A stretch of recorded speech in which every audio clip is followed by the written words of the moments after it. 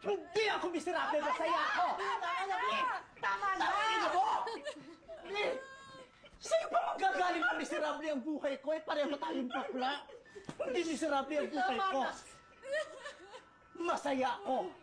Masaya ako na binibigay yung pangangailangan ng pamilya ko. Masaya ako pag okay ang kondisyon ng nanay ko. Masaya ako pag masaya kayong mga kapatid ko. Masaya ako. Noon!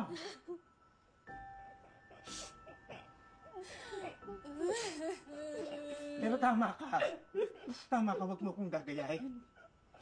Huwag mo akong tutularan. Tama ka. Mamuhayop ka. Huwag mo akong tutularan kasi hindi mo kakayanin. Mauubos ka. Baka ikamatay mo. Hindi mo alam kung gaano kahirap yung langit. Ikaw na lang yung bahala. Nakakapagod.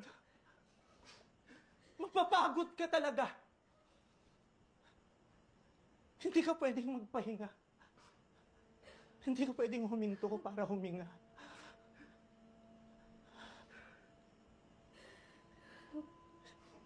Hindi ka pwedeng magpahinga talaga. Pahinga ba yung yung wala ka munang iisiping ibang tao, yung sarili mo lang muna, yung ba yung pahinga? Yung wala ka munang gagawin. Tapos hihiga ka lang, mananahimik ka lang kasi ang gulo-gulo na ng isip mo, litong-lito ka na. Yun ba yung pahinga? Kasi hindi ko naman pwedeng sabihin sa pamilya ko na, sandali lang huwag muna kayong magugutom huwag muna kayong kakain kasi pagod na pagod ako, magpapahinga lang ako kahit sandali lang. Hindi ko pwedeng sabihin. Hindi ko pwedeng sabihin sa mga kapatid ko yung, huwag muna kayong mag-aaral sandali lang, huwag muna, itigil niyo muna yung pag-aaral niyo kasi pagod na talaga ako. Gusto ko lang magpahinga kahit sandali lang, hindi ko yung pwedeng sabihin.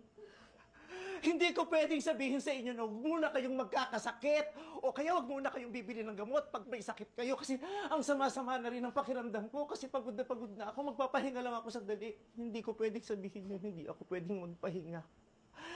Hindi ako pwedeng huminto. Dapat tuloy-tuloy! Hindi pwede yung sandali lang. Hindi ako pwedeng huminto kasi wala naman akong katuwang di ba?